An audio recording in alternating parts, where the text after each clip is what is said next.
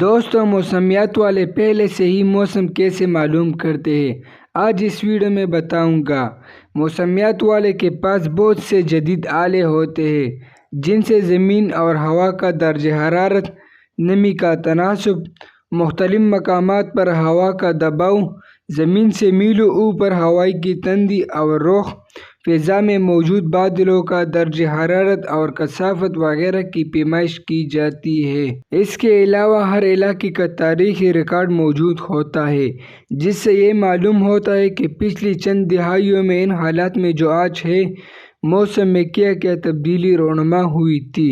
اس سب معلومات سے موسم کے پیچیدہ ماڈلز بناتے جاتے ہیں جنہیں تیز رفتار کمپیوٹرز پر چلایا جاتا ہے تاکہ اگلے چند دنوں سے موسم کے حال کی پیش گوئی کی جا سکے۔